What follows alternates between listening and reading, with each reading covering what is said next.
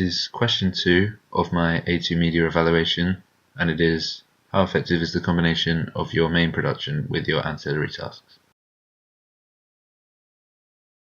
How effective is the combination of your main product and ancillary tasks? The opening to this is the opening of the radio advert and the documentary. Yes or no? Did you ever take banned substances to enhance your cycling performance? Yes. So the audio of the radio advert is essentially the audio of this video, which not only shows similarities between the text, but also shows how intertextuality has been used. This intrigues the audience due to the recognition of the event being referred to. The emphasis of this feature throughout each of the productions shows how the documentary is focused on the context of this event, which is obviously the Lance Armstrong interview with Oprah Winfrey, which intrigues the audience. The voiceover for documentary and radio advert is also the same. In an age where young talent is demanded worldwide, how much is doping having a detrimental effect on the chances of young people getting through the ranks? We asked several grassroots athletes of their views on the practice. The Olympics left a clear message: inspire a generation. But how can this be realistic when doping is being actively encouraged? Yeah. So as you can see here, the voiceover for the documentary and radio advert is also the same. The usage of the male voice enforces the aim to the male demographic target audience. The voiceover is also familiar to each production, building a sense of consistency which interlinks the projects. This is a fairly conventional element for documentary brands, as they often tend to have a voiceover in which is normally similar over each production they make. So the image is used for the print advert as a shot used in documentary. The image is used frequently throughout the production, and when watching the documentary, seeing the shot will instantly intrigue the audience due to how it is seen in the print advert. They've probably seen it before. There were powerful connotations due to the strong affiliation cycling has with doping, through a perceived manner especially. It heavily focuses on this throughout and builds up a powerful message signifying the extent of doping. This is also a fairly conventional feature due to how documentaries often look to focus on singular images and how it has a big impact on the sort of topic they are often focusing on, which I feel is something that is being done here, and it also reflects my brand identity pretty well, so that's why I've been using it quite frequently. So a further key component to the brand identity, I feel, are the usage of interviews. This is because how in the documentary, the form of the documentary and the expository and informative sort of form of the documentary, I feel relates well to the whole usage of interviews.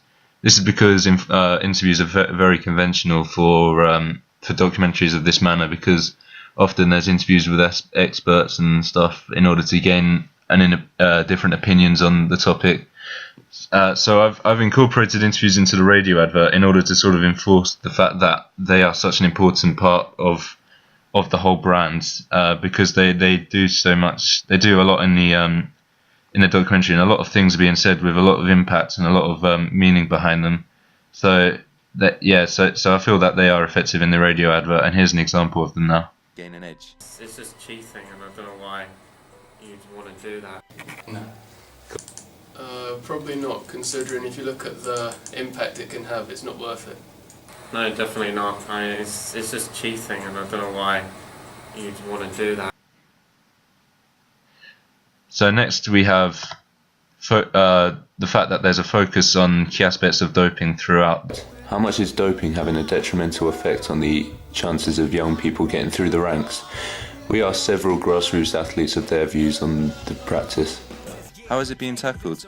What effect is it having on the next generation? What are the consequences?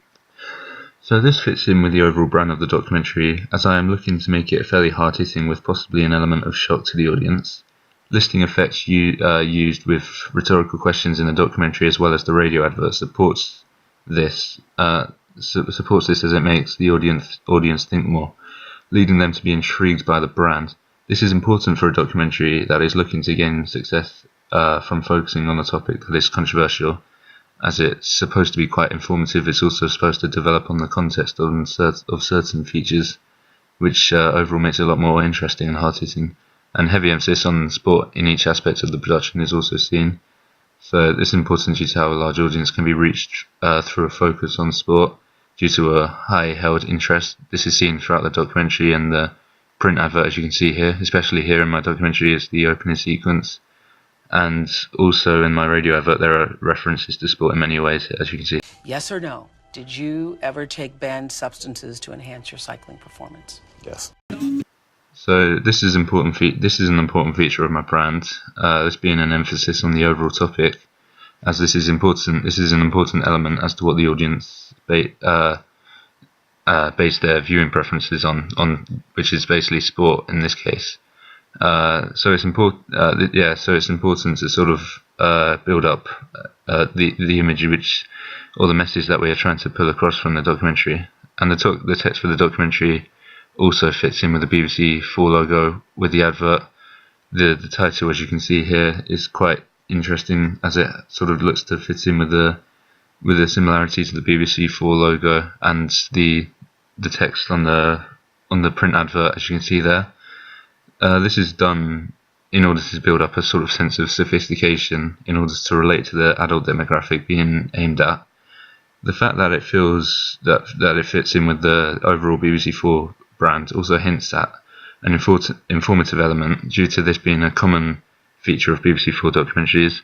This is also very conventional due to how most documentary brands, when they look to build up brands, they look to build them up with similar fonts, similar colours, in order to enforce the whole image that is being put across from it. You can see this a lot with Channel 4, as we will see here. So Channel 4 Channel 4 is an example of why brand identity is so important, because as you'll see here.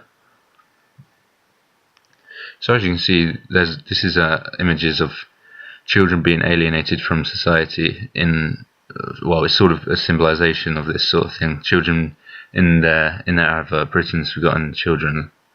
And the font here, which you'll see, is also notable, as each of these images sort of encapsulate into this print advert.